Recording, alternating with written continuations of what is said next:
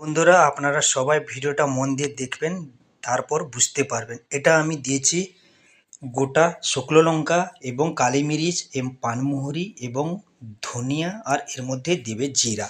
তো সটে করে নেবে, সটে করার পর মিক্সিতে পিসবেন। পিসার পর আপনারা কড়াইয়ের মধ্যে তেল দিবেন, দেখতে পাচ্ছেন পেঁয়াজ, সিমলা মিরিচ, এর মধ্যে টমাটোরও দেবো। তো কি করবেন, আপনারা তেল দিয়ে একটু সটে করে নেবে সবজিগুলো, দেখতে পাচ্ছেন সবজিগুলো সটে করে নেবে। তো আজকে আপনাদের সামনে যে রেসিপিটা নিয়ে এসেছি, এটা হচ্ছে কড়াই পনির রেসিপি। তো এর মধ্যে পনিরও দিয়ে দিবেন, দিয়ে ভালো করে সবজিটাকে সটে করে নেবেন, দেখতে পাচ্ছেন। আর হালকা একটু বটর দিয়ে দিবে, দিলে খুবই টেস্টি হবে, খেতে খুবই মজাদার হবে আপনারা। তারপর আমি কড়াইয়ের মধ্যে তেল দিয়েছি, তেলটা দেওয়ার পর পেঁয়াজ দিয়েছি।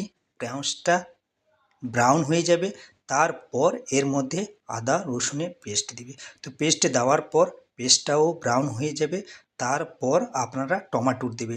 টমাটোটা মিক্সিতে পিষে নেবেন ভালো করে, খুবই ভালো করে পিষবেন। পিষার পর আপনার আদা রসুনটা আমার অলরেডি হয়ে গেছে, তারপর আমি টমাটোটা দেবো। টমাটোটা আমি দিয়ে দিয়েছি, টমাটোরও হয়ে গেছে। এর মধ্যে যে মশলাটা দেওয়া হচ্ছে, হলুদ দেওয়া আছে, লঙ্কা গুঁড়ো দেওয়া হচ্ছে এবং যে মশলাটা পিষা হয়েছে ওই মশলাটা দেওয়া হয়েছে। তারপর ভালো করে করে নেবেন। তারপর এর মধ্যে আমি ক্রিম দেব।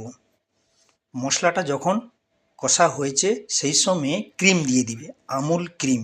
ক্রিমটা দেওয়ার পর আপনারা ভালো করে সবজিটাকে মিক্স করে নেবেন। অল্প একটু জল দিবেন, জলটা দেওয়ার পর খুব ভালো করে সবজিটাকে মিক্স করে নেবেন, দেখতে পাচ্ছেন।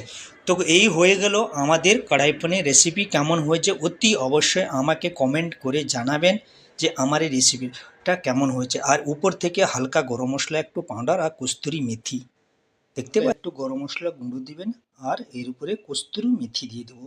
তো এই আমার রেসিপি রেডি হয়ে গেল। আর ধনিয়া পাতা দিয়ে দিবেন, দেখতে পাচ্ছেন। এই আমার রেসিপি রেডি হয়ে গেল, খুবই টেস্টি। এবার আপনারা গরম রুটি ঘি লাগিয়ে খাবেন। রেসিপিটা